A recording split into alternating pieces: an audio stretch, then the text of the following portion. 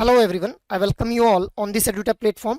So guys, CIB का examination बहुत नज़दीक आ चुका है अब, और ये देखा गया है कि जो आईआईबीएफ है, आईआईबीएफ के द्वारा most of the time repeated topic से ही जो है वो क्वेश्चंस फ्रेम किए जाते हैं। सो अब हम लोग इस आज के सेशन के अंदर हम लोग जो है वो प्रीवियस ईयर्स के अंदर जो रिकलेक्टेड क्वेश्चंस हैं उनको डिस्कस करेंगे। हम लोग आज के इस सेशन में जुलाई 2024 और नवंबर 2024 इन साइकिल्स के अंदर जो भी क्वेश्चंस पूछे गए with respect to your ABM component, उन सभी क्वेश्चंस को जो है वो डिस्कस करेंगे। But apart from this, I just want to let you know guys कि अगर आप लोगों ने अभी तक पीवाईक्यू डॉक्यूमेंट को एक्सेस नहीं किया हुआ है, जो कि एडुटैप के द्वारा लॉन्च किया गया है, तो आप लोग इस पीवाईक्यू डॉक्यूमेंट को एक्सेस कर सकते हैं by clicking on the link which is given in the description of this video. अब इस पीवाईक्यू डॉक्यूमेंट में आप लोगों को कंपोनेंट वाइज जो है वो सिलेबस देखने के लिए मिल जाएगा।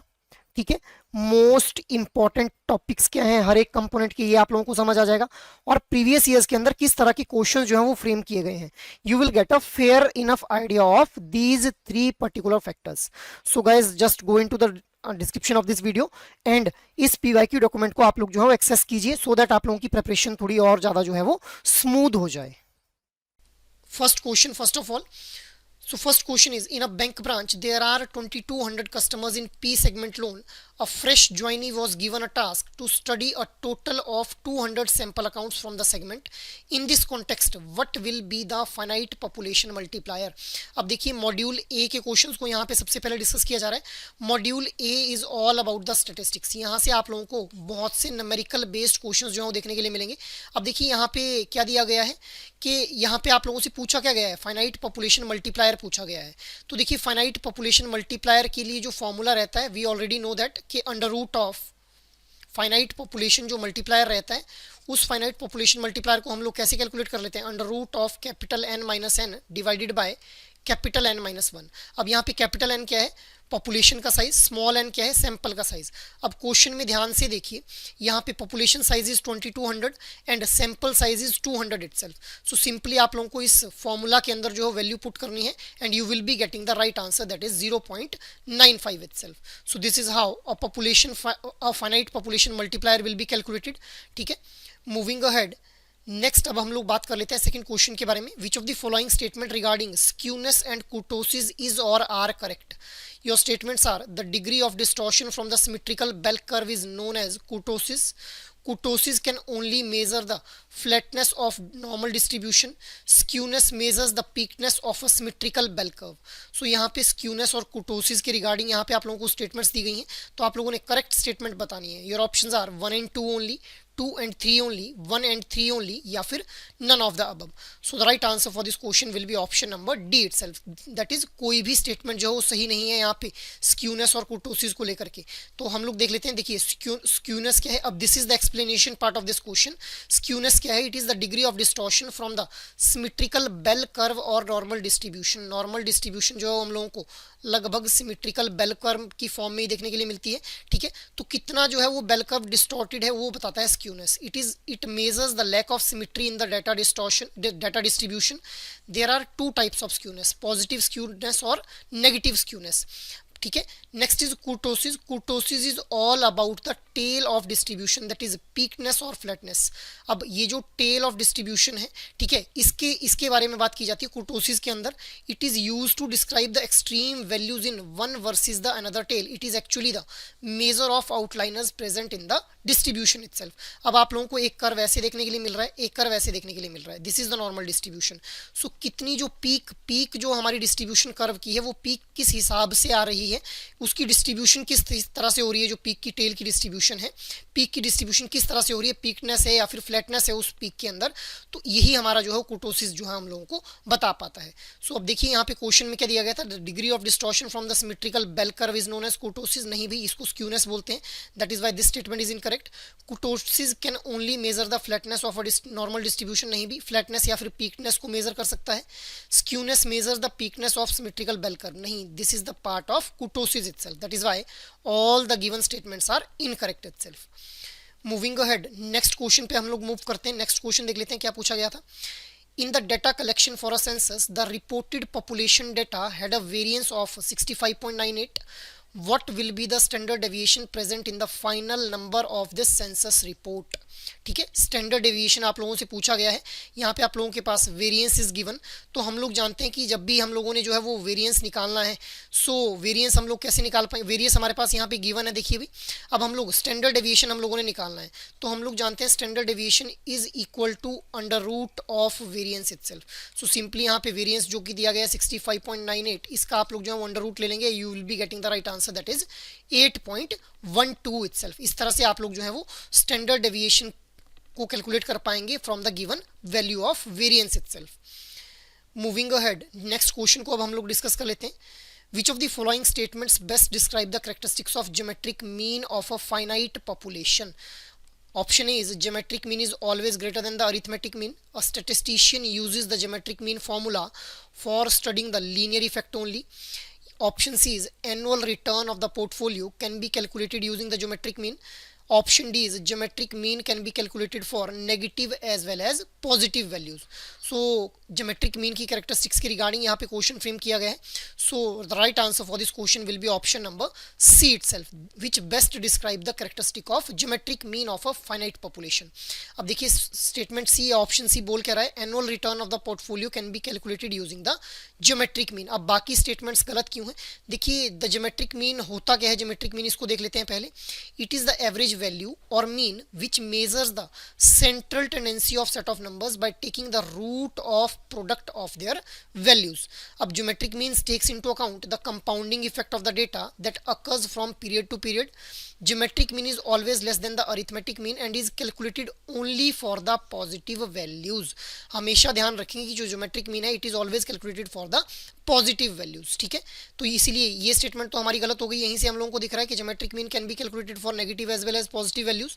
इसके अलावा geometric mean is always higher than the arithmetic mean, भाई it is lower than the arithmetic mean. Second statement क्या है, a statistician uses the geometric mean formula for studying the linear effect only. ऐसा नहीं है अभी linear effect study करने के लिए ही सिर्फ ज्योमेट्रिक मीन के फॉर्मूला का यूज नहीं किया जाता है, it can be use for non linear equations as well. So अब हम लोग इसके एप्लीकेशंस के बारे में बात कर लेते हैं। सो ज्योमेट्रिक मीन का यूज़ कहाँ किया जाता है, स्टॉक इंडेक्स के अंदर। Annual return of the portfolio को कैलकुलेट करने के लिए it is used in finance to find the average growth rate which is also referred as compounded annual growth rate. और इसके अलावा इसका यूज़ हम लोग जो सेल डिवीजन या फिर बैक्टीरियल ग्रोथ को स्टडी करने के लिए भी करते हैं। So these are the applications of geometric mean. अब इसी तरह से आप लोगों से ज्योमेट्रिक मीन यहाँ पे पूछा गया है, अरिथमेटिक मीन, हार्मोनिक मीन, तीनों में से किसी का भी आप लोगों से किसी भी एग्जाम के अंदर आने वाले साइकिल के अंदर जो एग्जाम होने वाला है अभी 2025 के अंदर, उसमें क्वेश्चन फ्रेम किया जा सकता है, तो तीनों का आप लोगों ने ध्यान रखना है।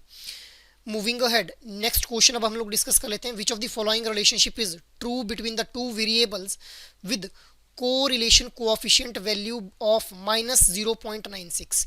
अब जो कोरिलेशन कोएफिशिएंट है उसकी वैल्यू हम लोग जानते हैं कि अगर +1 या -1 के नियर बाय हो तो उस टाइम हम लोग क्या बोलते हैं कि स्ट्रॉन्ग रिलेशनशिप इज देयर। अगर ये 0 के आसपास हो तो हम लोग बोलते हैं वीक रिलेशनशिप देयर, ठीक है।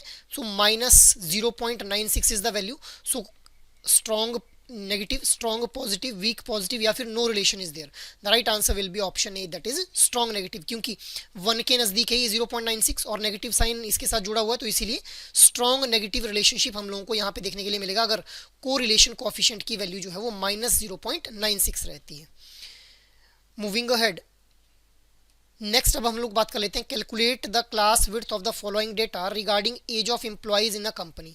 अब यहाँ पे आप लोगों को डेटा दिया गया है, एज दी गई है 22 से 26, 26 से 30, 30 से 34, 34 से 38, 38 से 42। नंबर ऑफ एम्प्लॉइज 60 लोगों की एज जो है वो इस एज ग्रुप के अंदर है, 176 लोगों की एज इस ग्रुप के अंदर है। 26 से 30 एज ग्रुप के वाले 176 लोग हैं, 30 से 34 वाले 508 लोग हैं। सिमिलरली 38 से 42 एज ग्रुप वाले जो लोग हैं 1009 इन नंबर्स। अब आप लोगों से पूछा क्या गया है क्लास विड्थ। अब देखिए ये क्लास इंटरवल है, यहाँ पे ये जो रहता है this is our lower class limit, this is our upper class limit. तो अपर क्लास लिमिट में से जब लोअर क्लास लिमिट को हम लोग सब्ट्रैक्ट कर लेंगे we will be getting the class width itself, ठीक है। So 26 - 22 that is 4 which will be the right answer for this question. Moving ahead, next question is what is the arithmetic mean if the standard deviation is given to be 8 and coefficient of variation is 10 itself।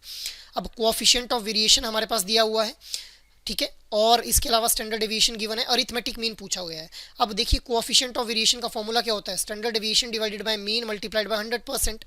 Coefficient of variation हमारे पास given है, standard deviation given है, x bar that is mean हम लोग यहाँ से calculate कर लेंगे इसी वैल्यू में, इसी फॉर्मूला के अंदर वैल्यूज को सब्स्टिट्यूट करके। देखिए कोएफिशिएंट ऑफ वेरिएशन की value is 10, standard deviation is given 8 divided by X bar हम लोगों से पूछा गया है, ठीक है। ये हम लोगों ने निकालना है मल्टीप्लाइड बाय 100%, ठीक है। सो यहाँ से हम लोग कैसे निकाल लेंगे, एक्स बार की वैल्यू कैसे निकल के आ जाएगी आप लोगों के पास, 8 डिवाइडेड बाय 10 इंटू 100% यहाँ से निकाल लेंगे हम लोग। और इसी तरह से हम लोग फिर वैल्यू हमारे पास जो मीन की वैल्यू निकल के आ जाएगी 8 into 10 is equal to 80 itself. So this is how arithmetic mean can be calculated. अब आप लोग देख रहे होंगे कि देखिए अगर गाइस आप लोगों को फॉर्मूलाज रिटेन है और कौन सा फॉर्मूला किस जगह यूज करना है, तो these are very simple questions to be attempted in the question from module A, ठीक है। मूविंग अहेड, नेक्स्ट क्वेश्चन अब हम लोग देख लेते हैं। In a statistical data set, there are certain values and data points which are distinct and unrelated with other values present in the data set. Which of the following best describes these type of unusual values in a frequency table? एक frequency table में किस तरह के जो types हैं इन unusual values को define करती हैं। So causation, outliners, variance and confidence level. So the right answer for this question will be option number B, that will be outliers itself. अब एक एक करके इन टर्म्स को देख लेते हैं। कॉजेशन क्या है, देखिए it is the direct relationship between two variables. Two variables have a direct relationship if a change in one's value causes a change in the another variable. In that case one becomes the cause and other becomes the effect itself. So इसको बोला गया है causation. Next is outliers. In statistics an outlier is a data point that differs significantly from other observations. An outlier may be due to the variability in the measurement, an indication of the novel data, or it may be the result of experimental error. The latter are sometimes excluded from the data set. So यही यहाँ पे इस question के अंदर पूछा गया था, इसी आउटलायर के रिगार्डिंग यहाँ पे जो था वो स्टेटमेंट दी गई थी आप लोगों को, ठीक है। नेक्स्ट जो ऑप्शन दिया गया है दैट इज वेरिएंस। अब वेरिएंस क्या है, it is a statistical measurement of the spread between the numbers in a data set, कि कितना जो स्प्रेड हम लोगों को डाटा सेट के अंदर नंबर्स के अंदर देखने के लिए मिल रहा है। Next is confidence level. अब हम लोग जो प्रोबेबिलिटी निकालते हैं, the probability that we associate with an interval estimate is called the confidence level, कि हम लोग बोलते हैं ना कि 90% हम लोग कॉन्फिडेंट है कि भाई कल जो है वो बारिश होने वाली है, तो इसको बोल रहे हैं कॉन्फिडेंस लेवल, ठीक है। Moving ahead, next question is we can describe samples and populations using mean, median, mode and standard deviation measures. When these terms describe a sample they are called, जब वो ये मीन, मीडियन, मोड और standard deviation जब sample को describe कर रहे होंगे तो इनको क्या बोला जाएगा, स्टैटिस्टिक्स, पैरामीटर, वेरिएबल या फिर वेरिएंस बोला जाएगा। So these will be called the statistics. मैंने आप लोगों को बताया हुआ है कि देखिए मीन, मीडियन, मोड और स्टैंडर्ड डेविएशन जब भी सैंपल के लिए निकालेंगे सो इसको हम लोग स्टैटिस्टिक्स बोल देंगे। और इन स्टैटिस्टिक्स को एक और टर्म से हम लोग जानते हैं, एस्टिमेटर भी इनको हम लोग बोल देते हैं, क्योंकि ये अल्टीमेटली हम लोगों को हेल्प करते हैं to estimate the population parameter. Parameter जो कि पॉपुलेशन के हैं, पॉपुलेशन पैरामीटर कौन होंगे, पॉपुलेशन मीन, मीडियन, पॉपुलेशन का मोड और पॉपुलेशन का standard deviation. So this is option A will be the right one for this question. Next question अब हम लोग देख लेते हैं।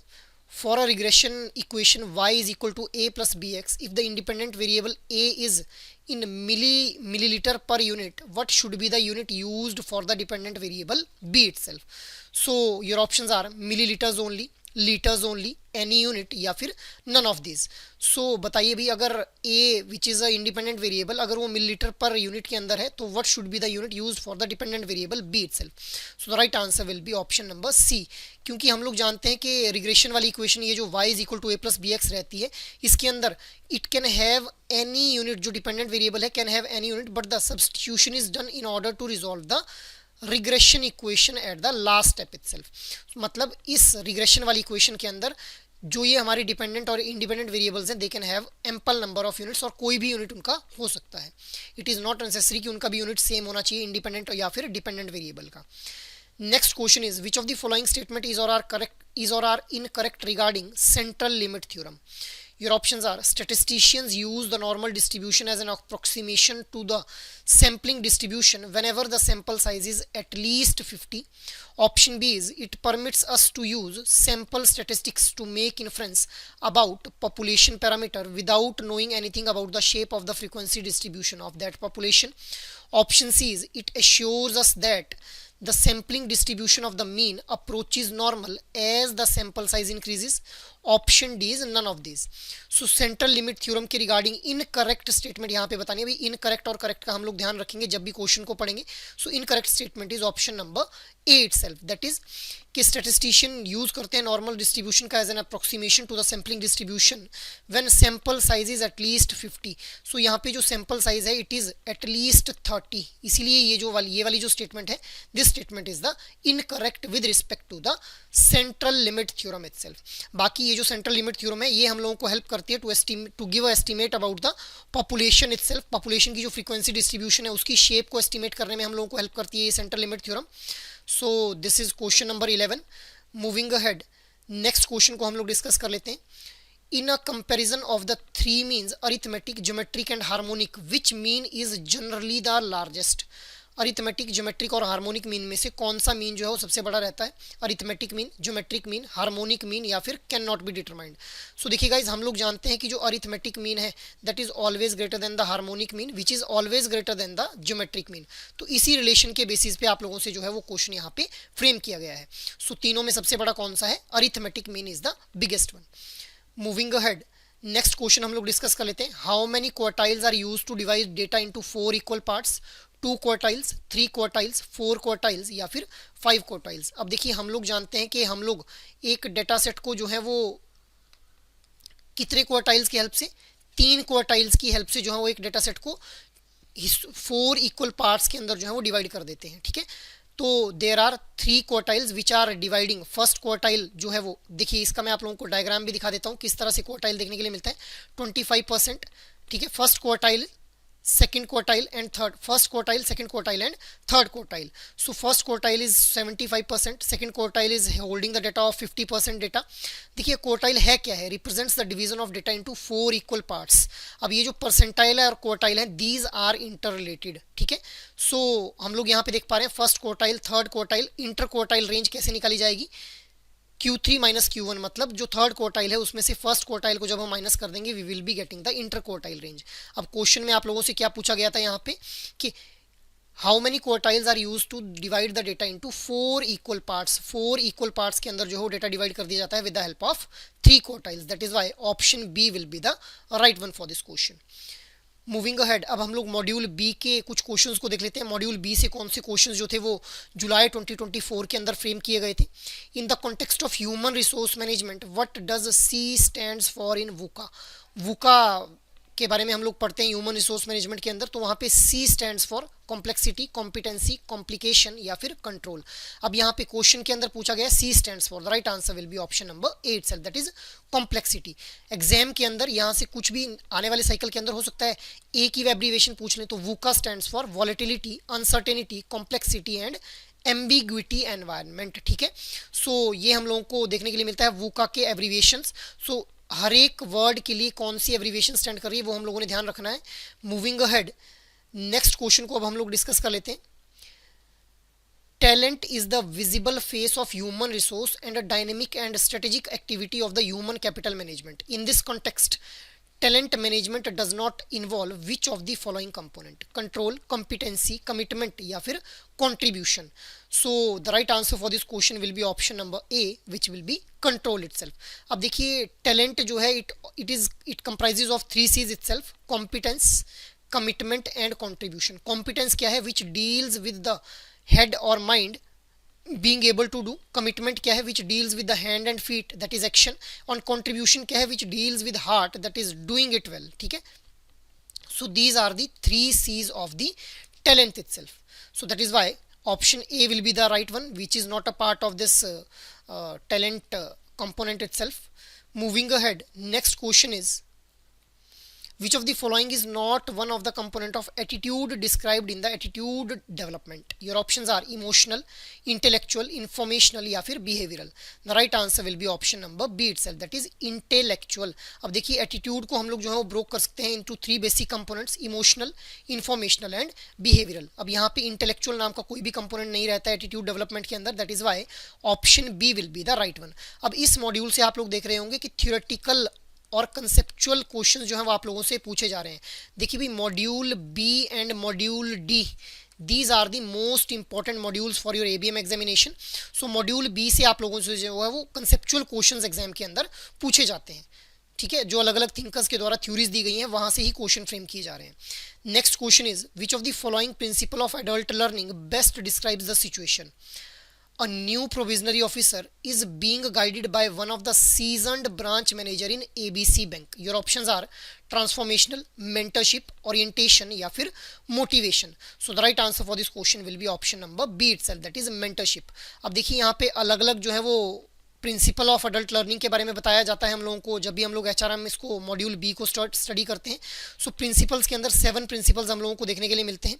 ठीक है, उन 7 प्रिंसिपल्स में हम लोग बात करते हैं self directed, transformational, experimental, mentorship, orientation, motivation, readiness के बारे में. सो दीज आर दी 7 पीज जो कि एडल्ट लर्निंग के हम लोगों को प्रिंसिपल्स के रूप में पढ़ते हैं. अब यहाँ पे बोला जा रहा है कि एक प्रोविजनरी ऑफिसर है, उसने ठीक है a new provisionary officer has joined और उसको सीजनड ब्रांच मैनेजर के द्वारा जो है वो गाइड किया जा रहा है. तो यहाँ पे मेंटरशिप वाला रोल जो है ये ब्रांच मैनेजर यहाँ पे निभा रहा है. That is why option B will be the right one itself. Moving ahead, next हम लोग बात कर लेते हैं which with reference to the motivation technique which of the following best describes the job enlargement. Your options are it refers to assigning more and more jobs of the same level to diversify the skills of a person. Option B is it involves redesigning jobs so that they are more challenging to the employee and have less repetitive work. Option C is it means shifting an employee from one job to another at the same level with different functionalities. या फिर option D that is none of these. So यहाँ पे which of the following is best describing the job enlargement. So option A will be the right one. मतलब यहाँ पे और ज़्यादा जो है वो टास्क असाइन कर दिए जाएंगे सेम लेवल ऑफ जॉब के ऊपर जहाँ पे to diversify the skills of a person so that जो इंडिविजुअल के अंदर जो स्किल्स हैं उनको डाइवर्सिफाई किया जा सके. अब हम लोग जॉब एनलार्जमेंट के बारे में देख लेते हैं. जॉब एनलार्जमेंट क्या है? It refers to assigning more and more jobs of the same level to diversify the skills of the person itself. तो इसी को यहाँ पे क्या बोला जा रहा है? जॉब एनलार्जमेंट बोला जा रहा है. This is one of the motivation techniques. Job enlargement, job enrichment, इनके बारे में हम लोग पढ़ते हैं in the motivation technique itself. ठीक है, मूविंग अहेड, नेक्स्ट क्वेश्चन अब हम लोग डिस्कस कर लेते हैं. The child ego state is associated with the behaviour that appears when a person is responding emotionally. A person's child contain the natural impulse and attitudes learned from the experience. A dash tries to enjoy every bit and take the things as they come. Adopted child, not natural child, little professor या फिर none of the above. So the right answer for this question will be option number B itself, that is a natural child. अब देखिए the child ego state is associated with the behavior that appears when a person is responding emotionally. ठीक है, तो यहाँ पे जो है वो अगर child behavior को हम लोग बात करें तो इसको हम लोग child ego can be classified into adopted child, natural child and little professor.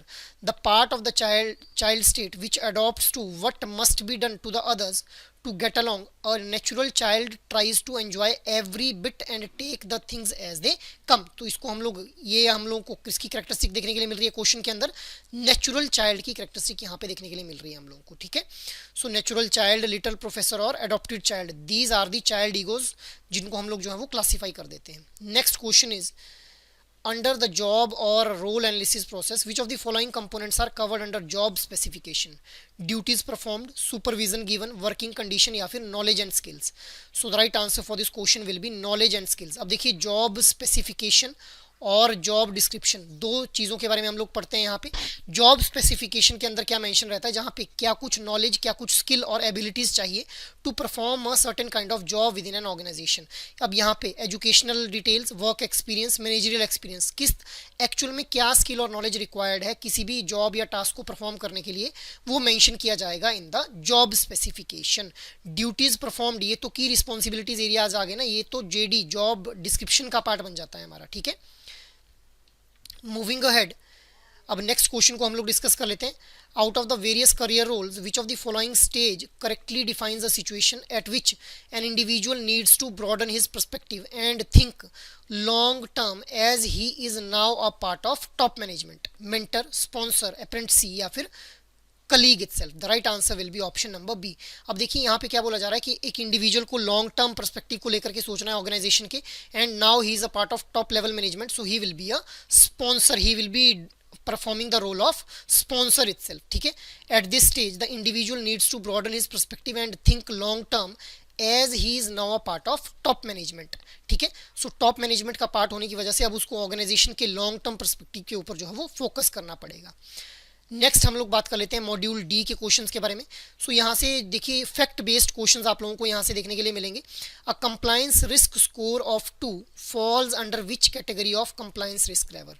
Your options are well controlled, meets the requirement, needs improvement, needs significant improvement. Your options are, ये आपके पास ऑप्शन दिए गए हैं. Right option will be answer number A itself. अब देखिए compliance risk level और जो हमारा कंप्लायंस रिस्क स्कोर रहता है उसके लिए एक टेबल अवेलेबल रहता है. अब जो भी अगर रिस्क स्कोर हमारा 7.1 से 10 के बीच में है सो कंप्लायंस रिस्क लेवल क्या बोलेगा, नीड सिग्निफिकेंट इंप्रूवमेंट. अगर 5.1 से 7 के बीच में है नीड्स इंप्रूवमेंट. 3.1 से 5 के बीच में है तो इट मीट्स द रिक्वायरमेंट. और 1 से 3 के बीच में है तो well controlled compliance risk level जो है वो बोला जाएगा. सो इस तरह से आप लोगों ने ये फैक्ट्स ध्यान में रखने हैं. अभी कब मीट्स रिक्वायरमेंट बोला जाएगा कंप्लायंस रिस्क लेवल को, या फिर कितना जो है वो रिस्क स्कोर होना चाहिए. ठीक है, मूविंग अहेड नेक्स्ट क्वेश्चन हम लोग डिस्कस कर लेते हैं. For a legal audit of the title documents in a bank, what is the credit exposure limit prescribed by the reserve bank of India. Your options are 5 crore and above, 15 crore and above, 25 crore and above. No such limit is there. So again it is a fact based question.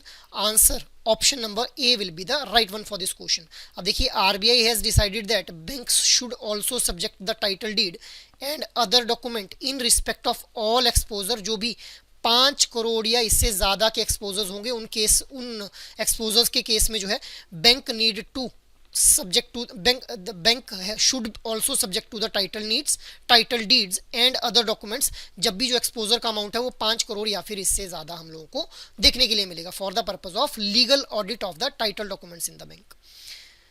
अब next question हम लोग देख लेते हैं. Next question is, the framework for scale based regulation of non banking financial companies has prescribed which of the following asset size of NBFC is most suited under the middle layer. अब हम लोग जानते हैं कि 4 layers के अंदर जो है NBFCs को डिवाइड कर दिया जाता है on the base of scale based regulation.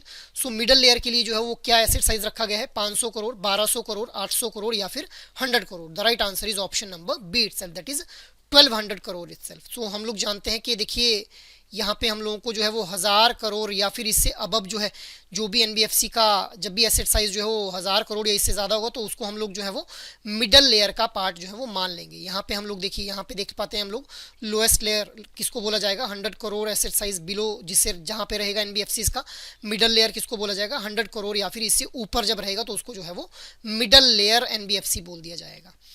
ठीक है, moving ahead next question is, under the framework of restructuring and or revival and rehabilitation of MSME, what is the exposure limit for the stressed MSME? Your options are 25 crore, 15 crore, 5 crore and no such limit. So again a fact based question. Option A will be the right one, that is 25 crore is the limit. ठीक है, सो ये हम लोगों ने discuss किए कुछ questions जो कि हम लोग इस 2024 के एग्जाम में जो जुलाई के अंदर जो एग्जाम हुआ यहाँ से रिकलेक्ट कर पाए. अब सेक्शन 2 के अंदर हम लोग कुछ ऐसे टॉपिक्स को देख लेते हैं जहाँ पे एग्जैक्ट क्या क्वेश्चन आया हुआ था ये तो हम लोगों को नहीं पता, but type of question we were able to recollect. Chief compliance officer के रिगार्डिंग क्वेश्चन पूछा गया था, रिपोर्टिंग मैकेनिज्म ऑफ कंपनी के रिगार्डिंग क्वेश्चन था यहाँ पे. नेक्स्ट अगर हम टॉपिक देखें तो that is insolvency and bankruptcy code 2016, जहां से किस तरह का क्वेश्चन फ्रेम किया गया था, resolution plan for a bankrupt organisation. Performance appraisal was the next topic. ठीक है, key elements of performance review के रिगार्डिंग यहाँ पे क्वेश्चन फ्रेम किया गया था. कंपनसेशन स्ट्रक्चर में अ केस स्टडी यहाँ पे आप लोगों को देखने के लिए मिली for an employee at a corporate firm. ठीक है, उसके कंपनसेशन स्ट्रक्चर को लेकर के केस स्टडी फ्रेम की गई थी क्वेश्चन के अंदर. Next is performance linked incentive. अब इसके अंदर भी हम लोगों को इस वाले टॉपिक से भी एक केस स्टडी देखने के लिए मिली जहाँ पे और सैलरी कंपोनेंट्स वर प्रोवाइडेड और आप लोगों से परफॉर्मेंस लिंक इंसेंटिव के रिगार्डिंग क्वेश्चन फ्रेम किया गया था. Next is 30 dice tossed at one times. A case study यहाँ पे दी गई थी जहाँ पे रिलेटिव फ्रीक्वेंसी जो थी वो निकालनी थी हम लोगों ने कि रिलेटिव फ्रीक्वेंसी पूछी गई थी. ठीक है, frequency divided by total frequency, हम लोग रिलेटिव फ्रीक्वेंसी निकाल लेते हैं, तो उसके रिगार्डिंग ही जो था वो केस स्टडी यहाँ से पूछी गई थी। Next is compliance function in banks के रिगार्डिंग। अब ये वाला जो टॉपिक है कंप्लायंस फंक्शन इन बैंक्स, यहाँ से जो केस स्टडी आप लोगों को देखने के लिए मिली, to answer 5 questions based on a particular topic. So these are also the important topics जो कि आप लोगों को ध्यान में रखने हैं जब भी आप लोग इस बार एग्जामिनेशन के अंदर अपीयर होंगे। अब नेक्स्ट सेक्शन की हम लोग बात कर लेते हैं, दैट इज सेक्शन नंबर 3, जहाँ से case study on wilful default के ऊपर देखने के लिए मिली। मिनिमम वेजेस एक्ट, इसके मिनिमम वेजेस एक्ट के ऊपर हम लोगों को क्वेश्चंस देखने के लिए मिले। कैलकुलेशन ऑन ANBC, ठीक है, provisioning norms, maximum permissible limit के बारे में क्वेश्चंस देखने के लिए मिले।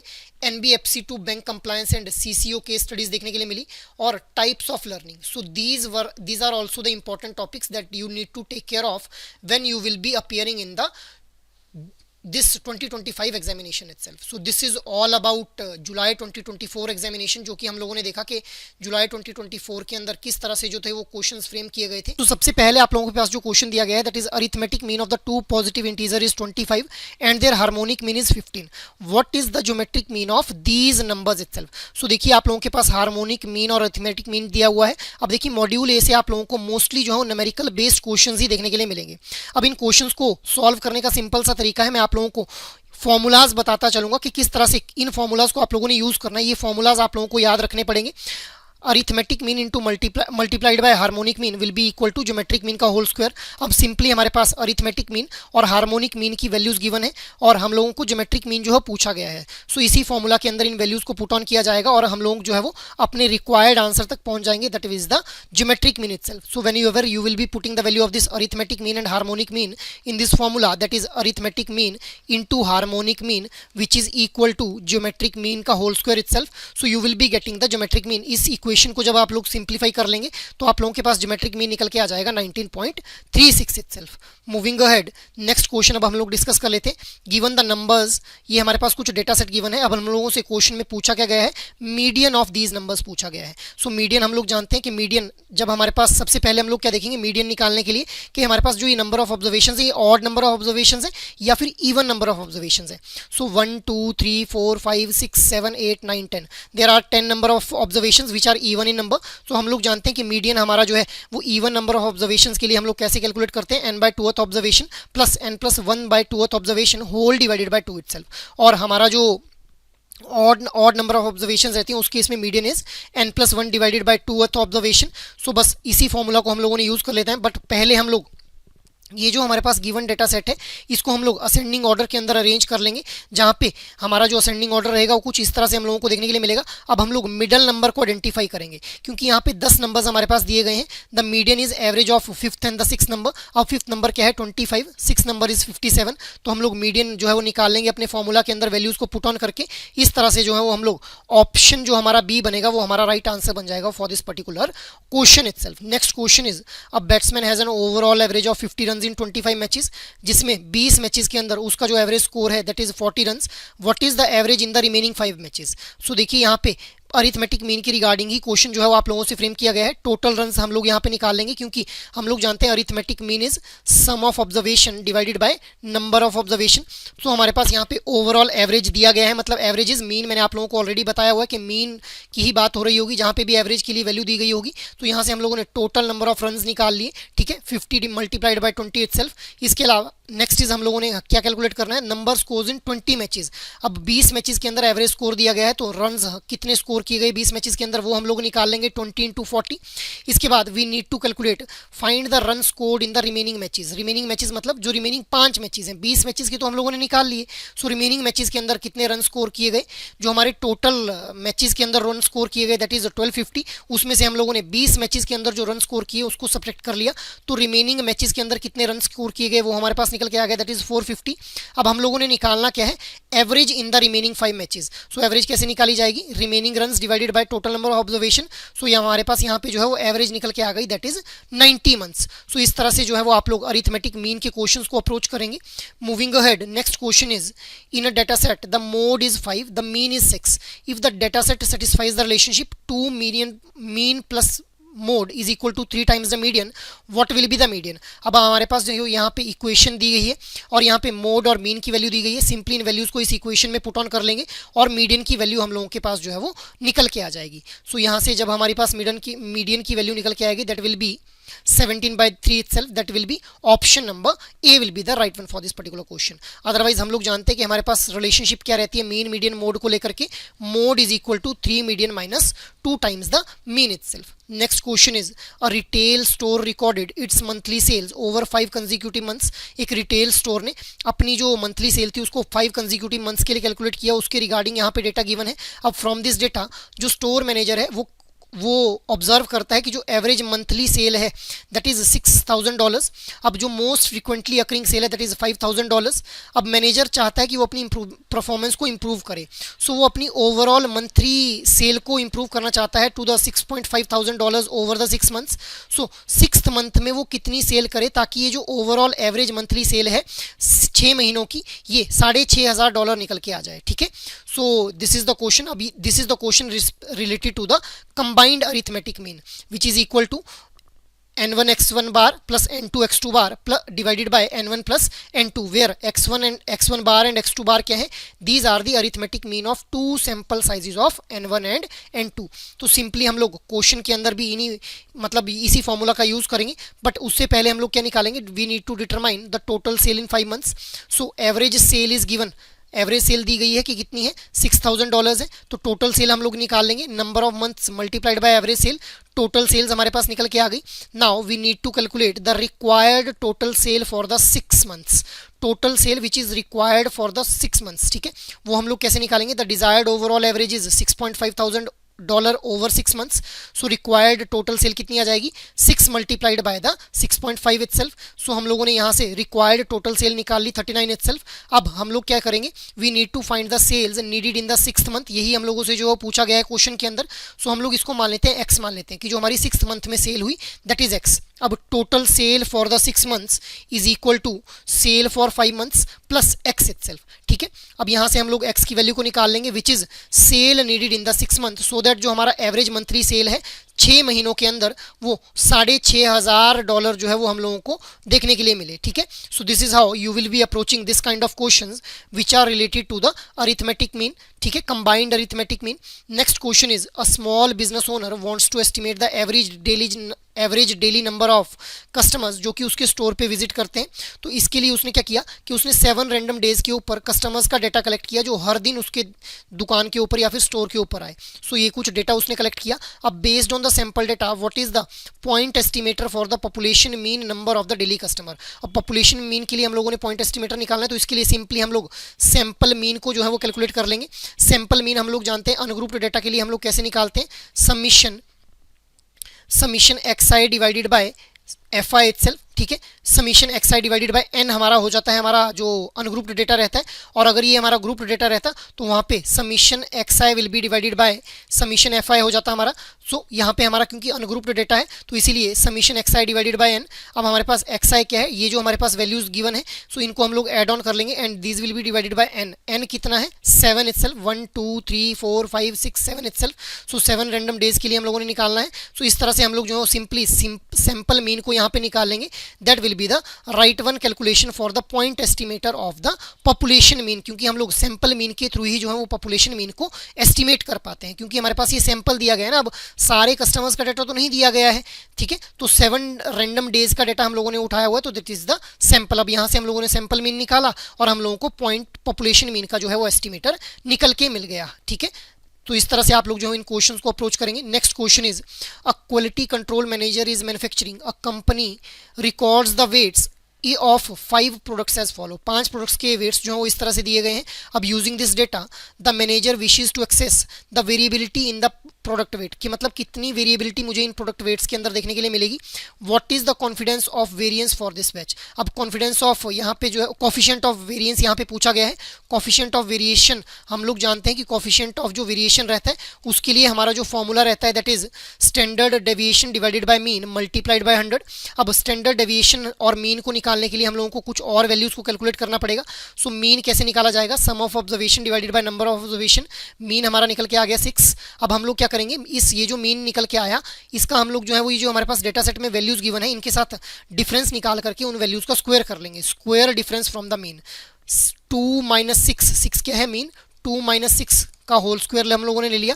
इस तरह से हम लोगों ने सारे रिस्क जो भी हमारे गिवन यहाँ पे डेटा सेट हैं, डेटा वैल्यूज़ हैं, उनके लिए जो है square difference from the mean निकाल लिया। अब इसके थ्रू हम लोगों ने वेरिएंस कैलकुलेट कर लिया। वेरिएंस क्या है, इन ये जो हम लोगों ने स्क्वायर डिफरेंस ऑफ मीन निकाला इसको हम लोग टोटल नंबर ऑफ ऑब्जर्वेशन से डिवाइड कर लेंगे, that is 5 itself. So variance निकल के आ गया।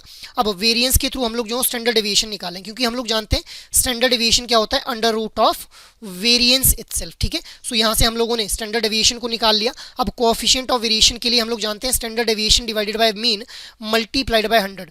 सो इस तरह से हम लोगों ने जो है कोएफिशिएंट ऑफ वेरिएशन निकाल लेना है। सिंपली इस वैल्यूज मतलब जो हम लोगों ने स्टैंडर्ड डेविएशन और मीन की वैल्यूज निकाली उनको इस फॉर्मूला में पुट ऑन करके कोएफिशिएंट ऑफ वेरिएशन जो हम लोग निकाल लेंगे और वहां से हमारा ऑप्शन बी जो है वो बिल्कुल सही आंसर बन जाएगा इस पर्टिकुलर क्वेश्चन के लिए। सो गाइस देखिए मॉड्यूल ए के अंदर you just need to remember the formulas, rest every question will be attemptable for you guys. ठीक है, next question is a technician needs to install bulbs in three lamps in a room itself.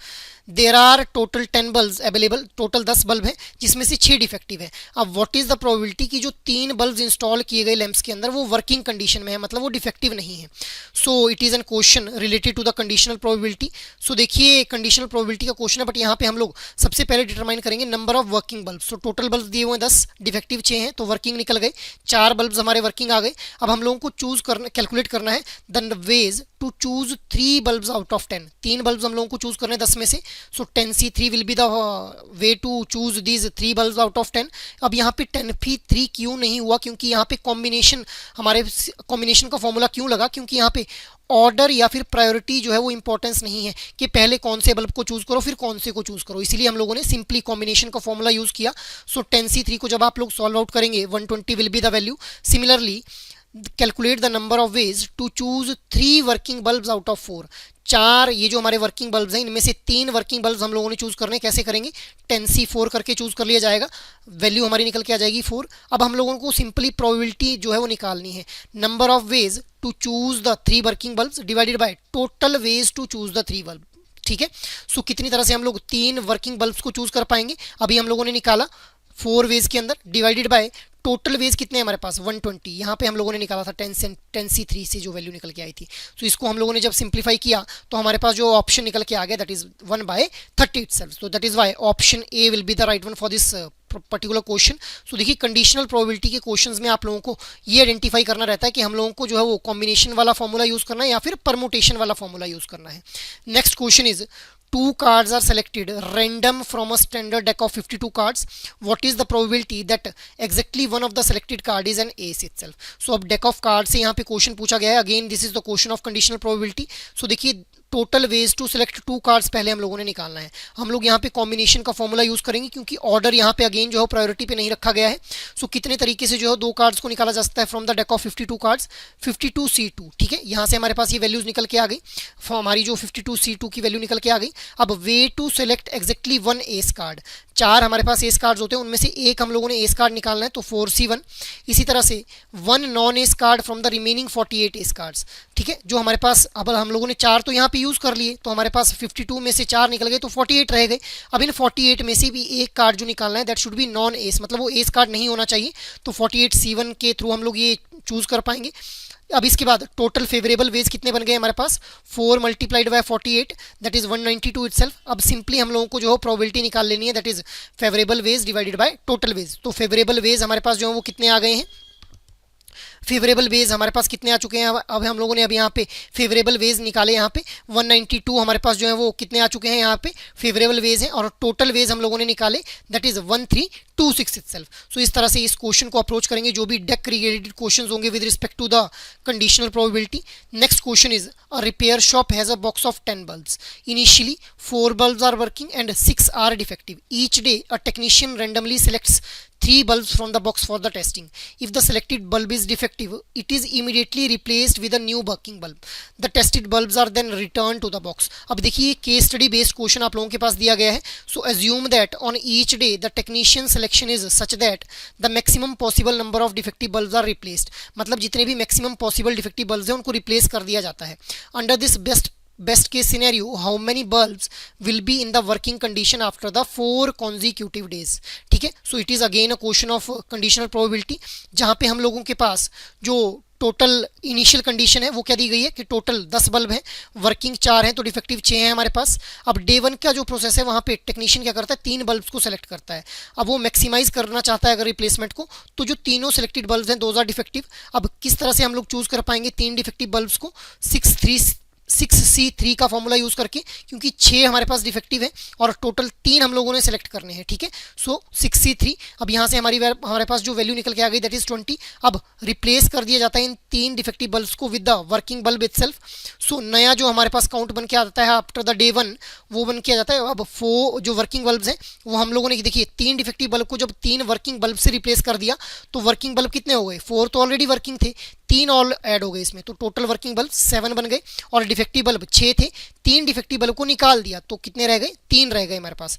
Day 2 के process में क्या किया गया, now the box is having 10 bulbs, 7 working and 3 defective. तो technician यहाँ पे अगेन 3 बल्ब्स को सिलेक्ट करेगा, मैक्सिमाइज करना चाहेगा रिप्लेसमेंट को, 3 सिलेक्टेड बल्ब जो डिफेक्टिव होने चाहिए। अब कितने तरीके हैं जिससे वो 3 डिफेक्टिव बल्ब्स को चूज कर पाएगा फ्रॉम द 3 इटसेल्फ, 3C3। अब वो 3 डिफेक्टिव बल्ब्स को वर्किंग बल्ब के साथ रिप्लेस कर देता है, तो डे 2 के ऊपर जो वर्किंग बल्ब्स हैं वो कितने हो जाते हैं, 10, और डिफेक्टिव बल्ब कितने रह जाते हैं, 0। डे 3 और डे 4 का जो प्रोसेस है, अब आफ्टर डे 2 जो सभी बल्ब्स हैं दोज आर वर्किंग, 10 वर्किंग और 0 डिफेक्टिव हमारे पास यहाँ पे रह गए। So on day 3 and day 4 regardless of the selection there are no defective bulbs to replace. So इसीलिए after 4 days the best case scenario will be the box will have 10 working bulbs itself. So this is how you need to approach this kind of case study questions। दिया क्या हुआ है, आप लोगों के पास जो answer रहेगा वो क्वेश्चन में ही छुपा रहेगा, बस आप लोगों को क्रिटिकली जो है वो इस केस स्टडी को एनालाइज करना है और फॉर्मूलाज जो बेसिक फॉर्मूलाज हैं उनका यूज करना है, जैसे यहाँ पे कंडीशनल प्रोबेबिलिटी के रिगार्डिंग क्वेश्चन फ्रेम किया गया था। Next question is a researcher conducted a survey of 50 participant and recorded their ages. अब the range of the ages is 21 to 68। अब to prepare a frequency distribution the researcher wants to use inclusive class interval with a class width of 10। Class width दी गई है आप लोगों के पास। So which of the following set correctly represents the class interval of the data. अब देखिए class width आप लोगों के पास दी गई है, इंक्लूसिव क्लास इंटरवल वो बनाना चाहता है, और जो रेंज दी गई है वो 21 दी गई है, 21 इज द लिस्ट रेंज। सो यहाँ पे 10-10 की क्लास विड्थ यहाँ पे वो चाहता है, तो 21 to 30 बन गया, 31 to 40 बन गया, 41 to 50 बन गया, 51 to 60 बन गया। ठीक है, इस तरह से जो है वो रिस्पेक्टिवली हम लोगों को इंटरवल्स बनने के लिए देखने को मिलेंगे। सो हमारे पास जो टोटल इंटरवल्स बन जाएंगे those will be 21 to 30, 31 to 40, 41 to 50, 51 to 60 और 61 to 70। अब देखिए जो हाईएस्ट एज है वो 68 दी हुई है, तो ये हमारी जो 68 रेंज फॉल करेगी, this will be under this interval. इसीलिए हमारा जो correct set of inclusive class intervals हो जाएगा that will be option number B itself, that is 21 to 30, 31 to 40, 41 to 50, 51 to 60 और 61 to 70 itself। Moving ahead, next is in a regression analysis the estimated regression equation is y is equal to 110 plus 9x। अगर y की value को 22.5 increase किया जाता है तो x की value में कितना इंक्रीज आएगा। अब देखिए रिग्रेशन इक्वेशन हमारे पास दी गई है, y is equal to 110 plus 9x, तो यहाँ पे जो 9 है that is the slope for this particular equation. This means कि अगर हम लोग जितना एक यूनिट अगर y x में इंक्रीज करेंगे सो y कितना बढ़ जाएगा हमारा, 9 यूनिट्स जो है इंक्रीज हो जाएगा। सो अब हम लोग x और y को रिलेट कर लेते हैं कि किस तरह से इनके अंदर रिलेशन एस्टेब्लिश किया जाएगा। सो अगर x में कोई भी चेंज आता है तो उसको हम लोग डेल्टा x से रिप्रेजेंट करते हैं और y में जो इंक्रीज आएगा उसको हम लोग जो है वो डेल्टा y से रिप्रेजेंट करेंगे। अब according to this equation y के अंदर जो चेंज आया उसको डेल्टा y बोल दिया which is equal to 9 delta x। अब डेल्टा y में कितना इंक्रीज आ रहा है, 22.5, इस वैल्यू को यहाँ पे पुट ऑन कर लिया, हमारे पास डेल्टा एक्स निकल के आ जाएगा इस इक्वेशन से। डेल्टा एक्स क्या है, इंक्रीज कितना एक्स में आएगा, तो यही हमारे से क्वेश्चन में जो है वो पूछा गया है। सो देखिए बिल्कुल सिंपल क्वेश्चन है, इसको आप लोग जो है वो बिल्कुल ईजी वे के अंदर अटेम्प्ट कर पाएंगे अगर आप लोग ध्यान से इक्वेशन को जो है वो एनालाइज कर पाएंगे। सो this is all about module A question, जहाँ से मैक्सिमम आप लोगों को न्यूमेरिकल बेस्ड क्वेश्चन देखने के लिए मिले 2024 के एग्जाम के अंदर। Next is question number 13 which is from module number B itself. अब देखिए module B is all about human resource management, जहाँ से आप लोगों से जो है वो केस स्टडी बेस्ड क्वेश्चंस या फिर जो आप लोगों के कंसेप्ट बेस्ड क्वेश्चंस है वो फ्रेम किए जाते हैं। अब let us see the question number 13 itself. A human resource manager is drafting a job specification for a new position according to the standard component of a job specification which of the following is not typically included in the job specification. So job specification का कौन सा component जो part नहीं है। अब देखिए job description और job specification दो तरह की टर्म्स हम लोगों को देखने के लिए मिलती हैं। जॉब स्पेसिफिकेशन का पार्ट कौन सा नहीं है, तो option C will be the right one, that is salary और बेनिफिट जो है वो पार्ट नहीं बनते हैं जॉब स्पेसिफिकेशन का। जॉब स्पेसिफिकेशन का मतलब क्या है कि what kind of skills are required from the person, what kind of educational qualification is needed for the person to do particular kind of role, और इसके अलावा क्या कुछ पर्सनैलिटी कैरेक्टरिस्टिक्स उसके अंदर होने चाहिए जिस भी रोल के लिए उसको जो है वो हायर किया जा रहा है। That is why option C will be the right one. Moving ahead, next question is which performance appraisal method focuses on collaborative goal setting, employees involvement and outcome that are result oriented itself. So appraisal method अलग अलग तरह के हम लोगों को देखने के लिए मिलते हैं, वहीं से क्वेश्चन फ्रेम किया गया है। Ranking method, management by objective, traditional appraisal method and traditional appraisal method itself. So यहाँ पे कौन सा जो है वो अप्रेजल मेथड जो है वो यूज़ किया जा रहा है जहाँ पे कोलेबोरेटिव गोल सेटिंग की जाती है, इंप्लॉइज की इन्वॉल्वमेंट और आउटकम को जो है वो इन्वॉल्व किया जाता है, that are the result oriented outcomes itself. So the right answer will be option number B, that is management by objective. So अलग अलग तरह के अप्रेजल मेथड्स हम लोगों को देखने के लिए मिलते हैं, उनमें से यहाँ पे जो क्वेश्चन फ्रेम किया गया था that was from the management by objective appraisal method itself. Next question is strategic HRM encompasses several key components जिसके अंदर leadership and navigation, ethical practices, business acumen, relationship management, consultation, critical evaluation, global and cultural effectiveness, communication, HR expertise. अब which of the following set contains exactly 3 recognised component of the strategic HRM from the list above. ये जो list दी गई है इनमें से कौन सा जो सेट है उसके अंदर exactly 3 recognised component of strategic HRM हम लोगों को देखने के लिए मिलते हैं। So the right answer will be option number B, that is relationship management, communication and business acumen itself. So strategic HRM के अंदर हम लोग जो है वो ये इंश्योर करते हैं कि जो एक ऑर्गेनाइजेशन है वो सही से जो है वो स्ट्रेटेजीज डेवलप कर पाए with respect to leadership, ethical practices, इसके अलावा जो भी मॉरल प्रैक्टिसेस वहाँ पे ऑप्ट की जाएंगी, और प्रॉपर काइंड ऑफ कम्युनिकेशन जो है वो इम्प्लॉयज़ और कस्टमर्स के बीच में या फिर जो मैनेजमेंट और एम्प्लॉयज़ है उनके बीच में रहनी चाहिए। So these all are the part of strategic management, ठीक है, strategic HRM management rather I would say, that is why option B will be the right one. Next question is, अब ये एक केस स्टडी बेस्ड क्वेश्चन देखा जा रहा है यहाँ पे। देखिए एलेक्स क्या है, a mid career marketing manager जो कि एक लीडरशिप वर्कशॉप को अटेंड करता है designed for the professional seeking to enhance their strategic thinking. अब इस सेशन के अकॉर्डिंग जब भी ये सेशन अटेंड किया जाता है तो Alex is introduce to the new concept and perspectives that challenges his long term held beliefs about the motivation and about team motivation and company culture के। टीम मोटिवेशन और company culture को लेकर के जो उसके लॉन्ग टर्म बिलीव्स थे उनको change कर दिया जाता है। By the end of the workshop Alex reports changes in his management style, ठीक है, वो क्या बोलता है कि भाई वो जो है वो इन सिग्निफिकेंट जो चेंजेस उसने अपने इस वर्कशॉप के अंदर महसूस किए उनको वो अपने मैनेजमेंट स्टाइल में इंट्रोड्यूस करने की कोशिश करेगा। So which principle of adult learning does Alex experience best illustrate. अब देखिए एडल्ट लर्निंग की अलग अलग थ्योरीज हम लोगों को देखने के लिए मिलती हैं, तो कौन सी जो थ्योरी है वो बेस्ट इलस्ट्रेट कर रही है इस एग्जाम्पल के अंदर एलेक्स की जो लर्निंग हुई है, ठीक है। Option A is self place learning, transformational learning, mentorship learning या फिर orientation learning. The right answer will be option number B, that is transformational learning यहाँ पे देखने के लिए मिल रही है, क्योंकि उसके जो लॉन्ग टर्म बिलीफ से उसके अंदर ट्रांसफॉर्मेशन हम लोगों को देखने के लिए मिल रही है, जिस वजह से वो अपने मैनेजमेंट स्टाइल के अंदर भी चेंजेस कर रहा है। So this is transformational learning. Moving ahead, next question is in the context of VUCA concept which is used to describe the challenging and rapidly changing business and economic environment that the organisation faces, what does the U letter represent. अब देखिए काफी बार यहाँ से question देखा गया है, अलग अलग लेटर्स की जो है एब्रीविएशन पूछ ली जाती है, तो VUCA stands for volatility, uncertainty, complexity and ambiguity itself.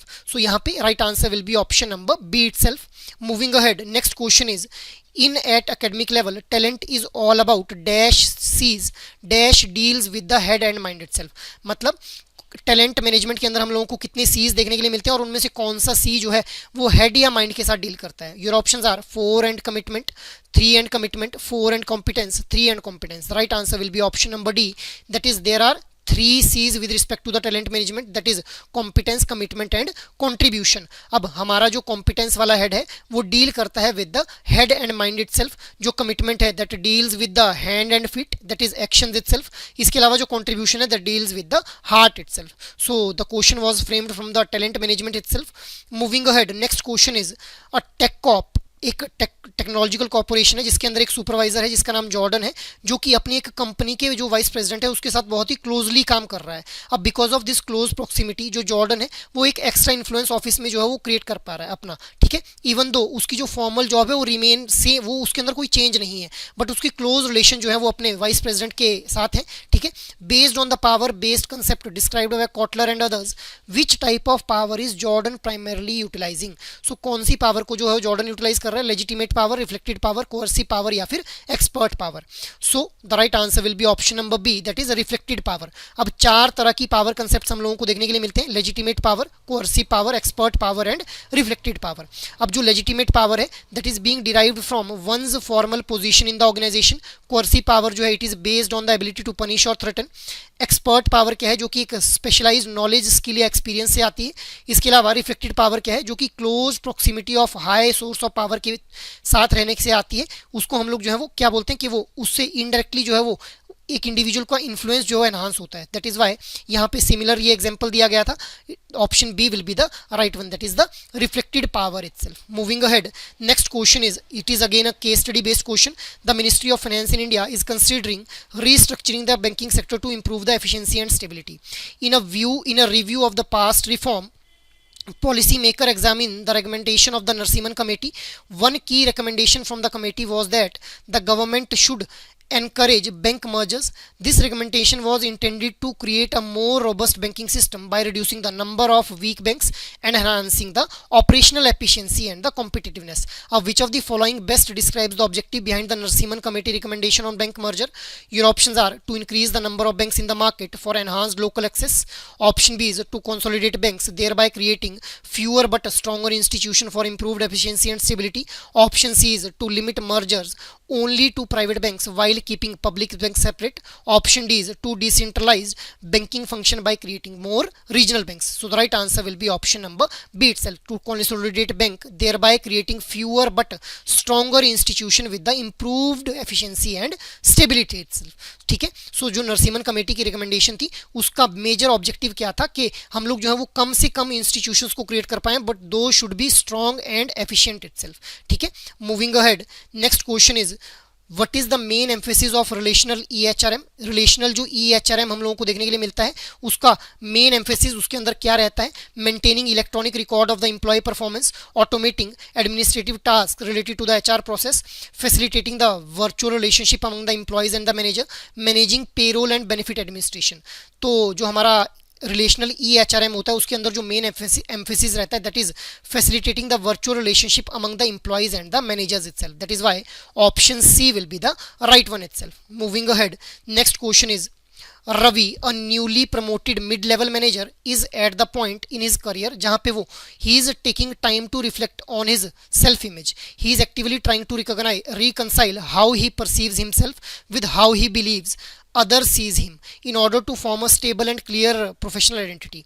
According to Erikson framework on the adult development, which stage is Ravi most likely experiencing as the first stage of adulthood? Your options are establishment, young adulthood, guidance या फिर maturation itself. The right answer will be option number A itself, that is establishment जो है वो stage के अंदर जो है वो रवि फेस का एक्सपीरियंस कर रहा है अपनी, अभी जो कौन सी स्टेज को एक्सपीरियंस कर रहा है, एस्टेब्लिशमेंट स्टेज को, जो कि दी गई थी. ये जो स्टेजेस दी गई थी रिगार्डिंग दिस एडल्टहुड, ये किसके द्वारा दी गई थी, एरिक्सन फ्रेमवर्क के अंदर जो है वो हम लोगों को ये एडल्टहुड की मल्टीपल स्टेजेस देखने के लिए मिलती हैं. सो ये जो एरिक्सन फ्रेमवर्क है यहाँ से भी काफ़ी बार आप लोगों से क्वेश्चन फ्रेम किया गया है.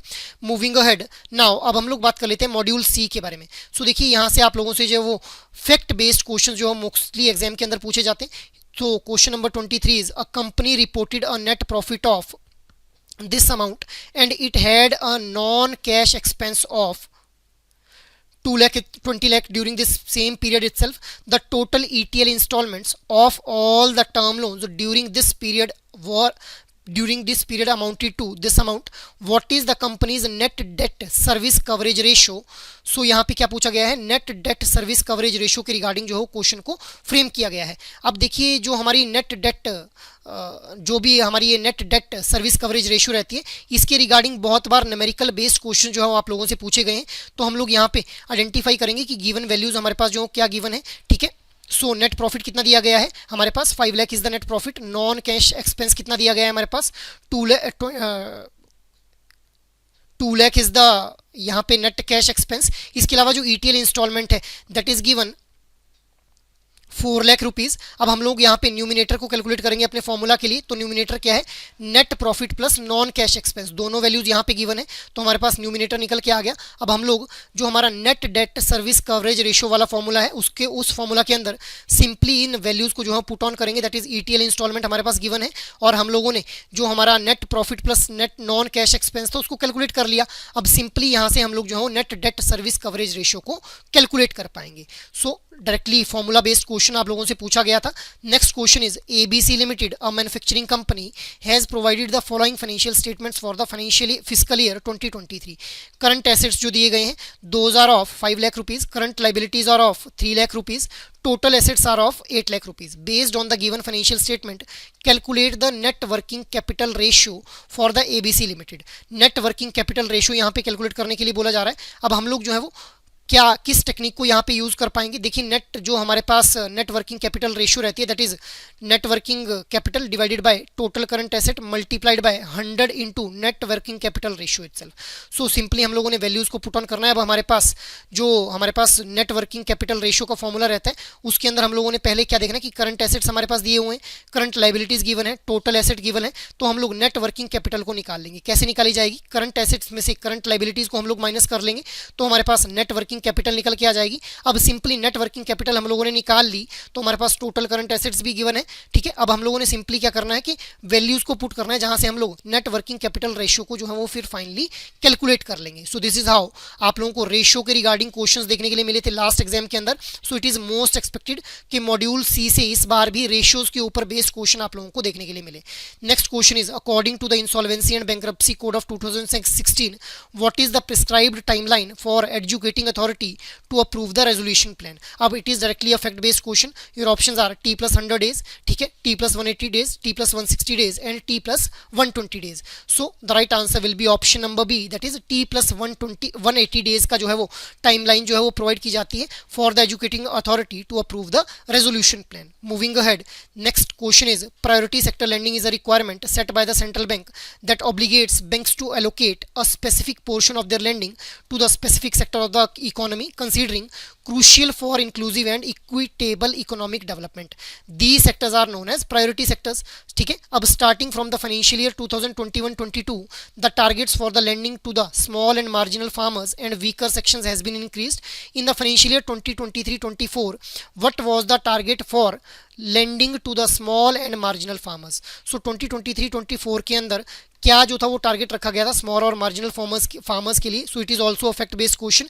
The right answer will be option number D that is 10% जो था वो यहाँ पे टारगेट रखा गया है for the lending to the small and marginal farmers. So priority sectors के अंदर हम लोग उन सेक्टर्स को इंक्लूड करते हैं जिनको हम लोगों को जो हमारे पास जो अंडर सर्व सेक्टर्स रहते हैं तो इनको इन सेक्टर्स को और प्रमोट करने के लिए जो इनको प्रायोरिटी सेक्टर के अंदर जो है वो कैटेगराइज किया जाता है.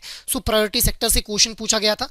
Moving ahead, next question is a company has determined it's economic order quantity that is EOQ for a particular imported item is to be 150 unit per order.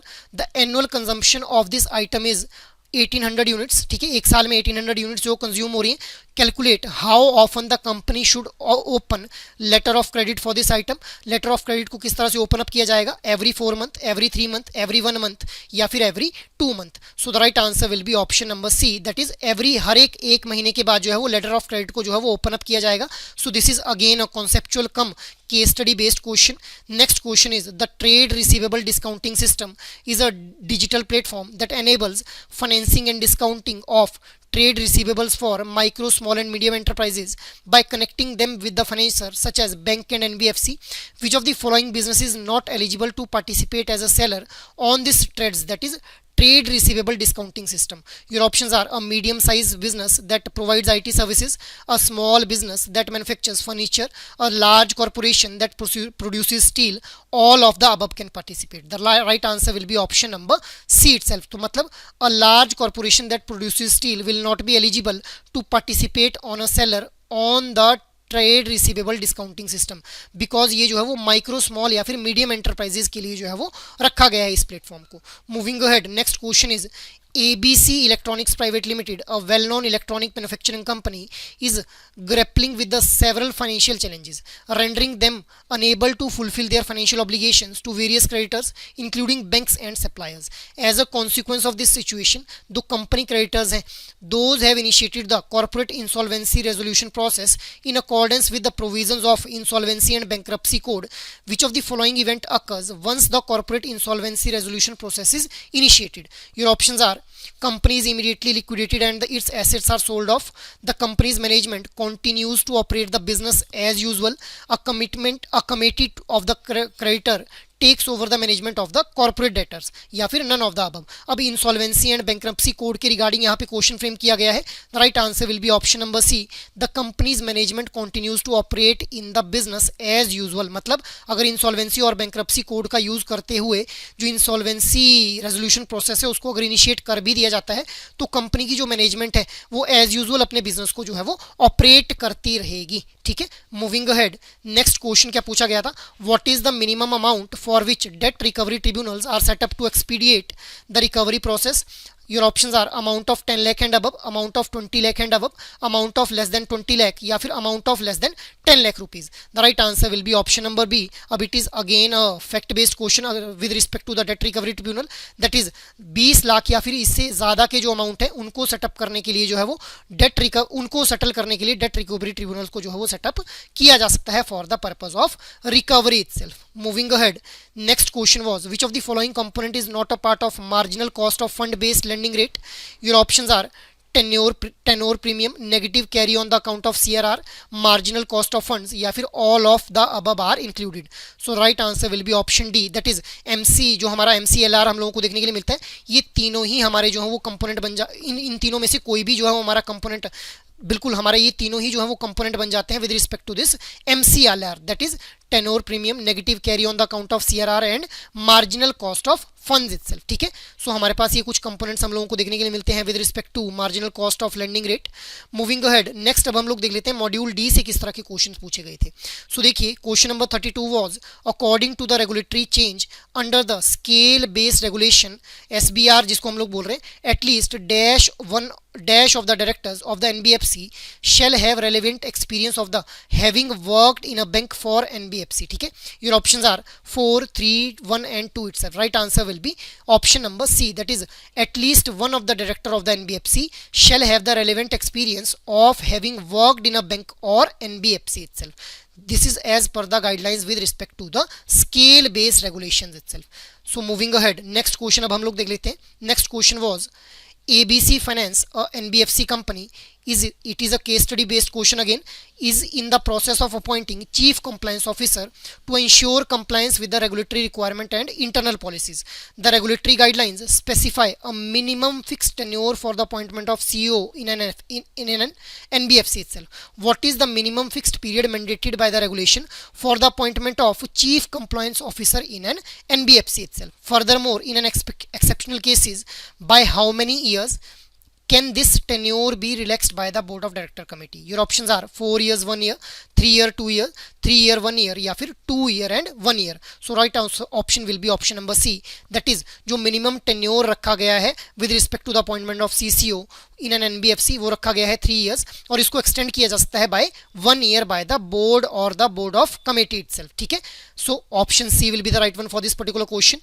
Next question is what is the level of compliance risk associated with the compliance risk score ranging from 5.1 to 7 itself. Well controlled, needs significant improvement, meets the requirement या फिर needs improvement. Right answer will be option number D, that is it needs the improvement. अब देखिए यहाँ पे compliance risk को लेकर के compliance risk का जो score है उसके according risk level को define किया जाता है, that is 7.1 से अगर 10 के बीच में risk score है, compliance risk score है, तो उसको हम लोग को क्या बोलेंगे कि it needs significant improvement. 5.1 से 7 के बीच में है तो it needs improvement. 3.1 से 5 के बीच में है तो it meets the requirement, और 1 to 3 के बीच में है तो इट इज वेल कंट्रोल्ड, मतलब अच्छे तरीके से जो कंप्लायंस को फॉलो अप किया जा रहा है. मूविंग अहेड, नेक्स्ट क्वेश्चन अब हम लोग देख लेते हैं. So, next question is, as a general rule, disciplinary proceedings against an official for any lapse will not ordinarily be initiated if the lapse was not detected within two successive internal regular audits or inspection of the same account or 4 years from the date of event, whichever is the later one. To which of the following does the time limit does not apply? Cases where malefides are inferable, frauds, other criminal offenses. Your options are 1 and 2 only, 1 and only, 1, 2 and 3, none of 1, 2 and 3 itself. That is हमारा जो है वो कौन सा option बनेगा इसके लिए, option D will be the right one. मतलब तीनों में से किसी के भी ऊपर जो है वो ये वाली लिमिट जो है वो अप्लाई नहीं होती है जो कि इस पर्टिकुलर क्वेश्चन के अंदर जो है वो दी गई है. ना ही ये उन केसेस के अंदर अप्लाई होंगी जो कि मेलाफाइड इंटेंशन के हैं, ना ही फ्रॉड्स के अंदर और ना ही क्रिमिनल ऑफेंसेस के अंदर. मूविंग अहेड, नेक्स्ट क्वेश्चन हम लोग देख लेते हैं. The audit committee is required to convene meetings at minimum frequency of dash and at such other times as may be required by a resolution of board of directors or at the request of any member of the audit committee.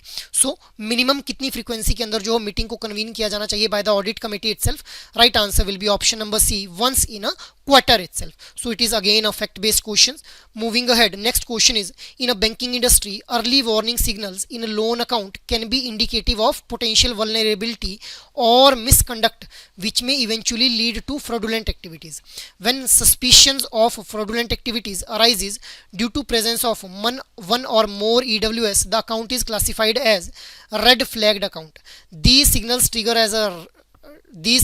act as a trigger for conducting thorough investigation. अब according to the regulation guidelines, what is the minimum exposure threshold for an account to be considered EWS? EWS क्या है?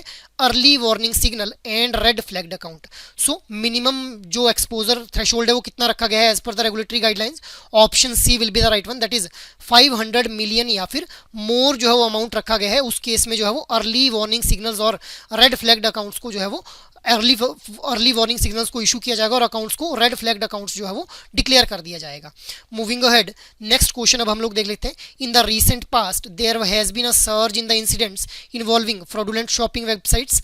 Unsuspecting customers provide their card details on their website which are then exploited by the cyber criminals for the malicious processes.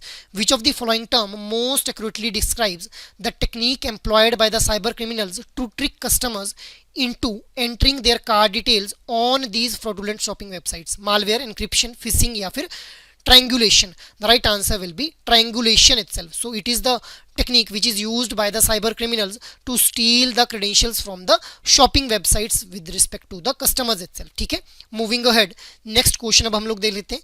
The public interest disclosure and protection of informers resolution 2004 was issued in response to a Supreme Court directive following the murder of Shri Satyendra Dubey. This resolution empowers the Central Vigilance Commission to act on a whistleblower complaint and contains several key provisions to protect the informer and ensure proper investigation of the corruption. Which of the following provision is not included in the PIDPI resolution 2004 itself? PIDPI क्या है? Public Interest Disclosure and Protection of Informers Resolution 2004 itself. So what should be the right answer? Right answer will be option number C. Anonymous complaints will be acted upon if they are accompanied by sufficient supporting advice. So this is not the provision with respect to this PIDPI resolution 2004. अब देखिए ये जो question है ये whistle blower policy जो है वो frame किया गया है. सो विसल ब्लोअर पॉलिसी से भी हम लोगों को मैक्सिमम टाइम टाइम जो है वो इस मॉड्यूल डी से जो है वो क्वेश्चन देखने के लिए मिले हैं।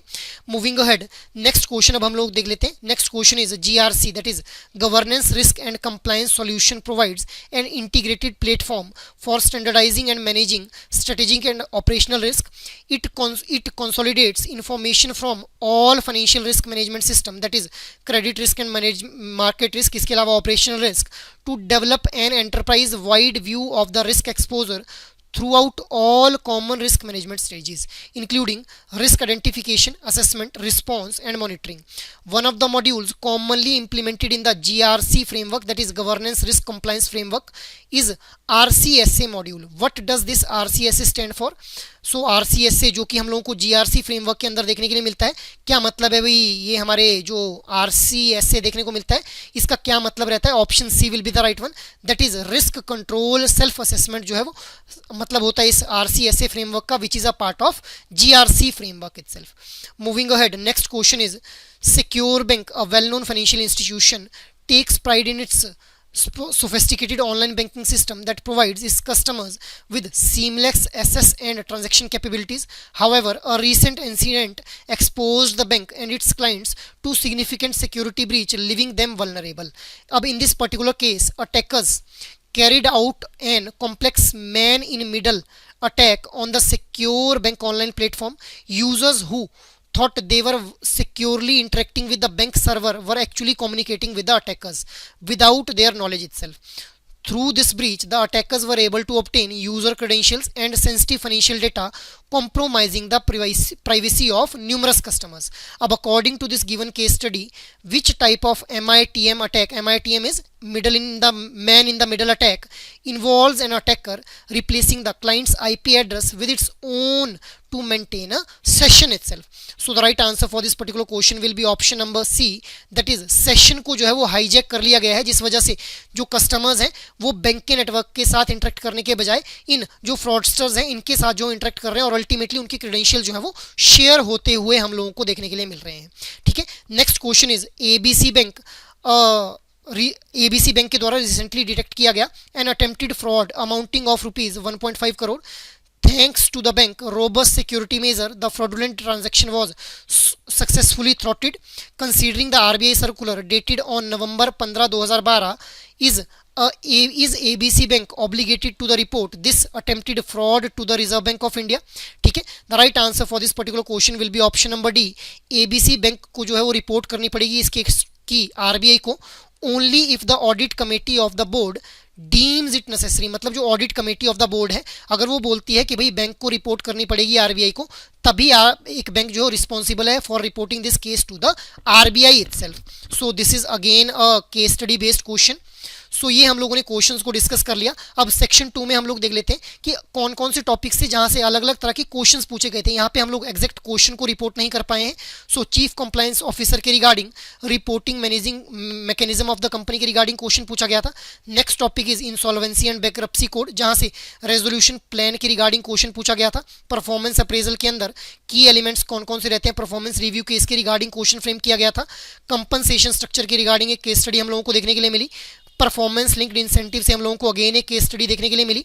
इसके अलावा 30 dice are tossed at a time, मतलब प्रोबेबिलिटी के रिगार्डिंग भी यहाँ पे रिलेटिव फ्रीक्वेंसी के रिगार्डिंग हम लोगों को केस स्टडी देखने के लिए मिली. Next is compliance functions in bank. Again यहाँ से हम लोगों को जो केस स्टडी बेस्ड 5 क्वेश्चंस देखने के लिए मिले. सो ये कुछ और टॉपिक्स थे जहां से हम लोगों को अलग अलग तरह के क्वेश्चंस देखने के लिए मिले. अब सेक्शन 3 में हम लोग बात कर लेते हैं कि कौन से इंपॉर्टेंट टॉपिक्स थे जहां से अलग अलग क्वेश्चंस और भी फ्रेम किए गए थे, जिन क्वेश्चंस को ही हम लोग जो है वो रिपोर्ट नहीं कर पाए, गैदर नहीं कर पाए. सो केस स्टडी यहाँ पे विलफुल डिफॉल्टर के ऊपर देखने के लिए मिली. मिनिमम वेजेस एक्ट से क्वेश्चन पूछे गए थे. इसके अलावा calculation of ANBC is another important topic. Provisioning norms, maximum permissible limit for first and second methods. Next is NBFC to bank compliance and CCO case studies. And next important topic is types of learning itself. So ये हम लोगों ने discuss किया कि किस तरह से नवंबर 2024 के अंदर जो हमारा ABM कंपोनेंट था, उस ABM कंपोनेंट जो थे वो वहां से क्वेश्चंस हम लोगों को देखने के लिए मिले थे. सो अगर तो गाइज आज के इस सेशन में हम लोगों ने जो है वो नवंबर 2024 और जुलाई 2024 दोनों साइकिल्स के अंदर जो भी क्वेश्चंस एबीएम कंपोनेंट के पूछे गए थे उन सारे क्वेश्चंस को डिस्कस कर लिया। अब अपार्ट फ्रॉम दिस, अगर आप लोगों को अभी भी लग रहा है कि still you need a guidance, तो आप लोग क्या कर सकते हैं, एडुटैप के द्वारा आप लोगों के लिए कुछ कोर्सेज लॉन्च किए गए हैं, आप उन कोर्सेज को एक्सेस कर सकते हैं। आप लोगों ने सिंपली एडुटैप की वेबसाइट के ऊपर जाना है, कोर्सेज वाली टैब के ऊपर जैसे ही जाएंगे तो यहाँ पे CIIB कोर्सेज के ऊपर आप लोगों ने क्लिक कर लेना है। CIIB कोर्सेज के ऊपर क्लिक करते ही आप लोग जैसे ही स्क्रॉल डाउन करेंगे तो यहाँ पे जो है वो आप लोगों को पर्टिकुलर कंपोनेंट के लिए जो है वो यहाँ पे आप लोगों को मास्टर कोर्स दिख जाएगा। जैसे यहाँ पे आप लोग देख पा रहे होंगे, ए BFM के लिए जो है वो मास्टर कोर्स आप लोगों को दिख रहा है। सो इंडिविजुअल कंपोनेंट के लिए आप लोगों को यहाँ पे जो है वो मास्टर कोर्स विजिबल रहेंगे। ठीक है, आप लोग इन कोर्सेज का हेल्प ले सकते हैं with respect to your preparation. जैसे ABFM, ABM, BRBL सभी कंपोनेंट्स के जो है वो आप लोगों को यहाँ पे क्या है कि मास्टर कोर्स प्रोवाइड किए जा रहे हैं, जिसके अंदर live classes, concept notes, chapter wise test और फुल लेंथ टेस्ट आप लोगों को प्रोवाइड करवाए जा रहे हैं। अब अगर आप लोग चाहते हैं कि भाई इंडिविजुअल कंपोनेंट के लिए हम लोगों को परचेज नहीं करना है, तो आप लोग यहाँ पे 2025 के ऊपर जैसे ही क्लिक कर लेंगे तो यहाँ पे आप लोगों को कॉम्बो का ऑप्शन दिख रहा होगा, कॉम्बो पे क्लिक कर लेंगे आप लोग तो आप लोगों को हर एक कंपोनेंट के लिए जो है, चाहे वो ABM है, ABFM है, BRBL है या फिर BFM है, चारों के लिए एक कंबाइंड मास्टर कोर्स यहाँ पे दिख जाएगा, जिसके अंदर आप लोगों को हर एक कंपोनेंट की live classes, concept notes, chapter wise test और फुल लेंथ टेस्ट जो है वो प्रोवाइड किए जाएंगे। सो आप लोग जो है वो इन कोर्सेज का भी हेल्प ले सकते हैं with respect to your preparation guys, so that आप लोगों को जो है वो अपनी प्रिपरेशन की इस जर्नी के अंदर जो है वो हेल्प हो जाए। So that is all from my side for this particular video session. Thank you.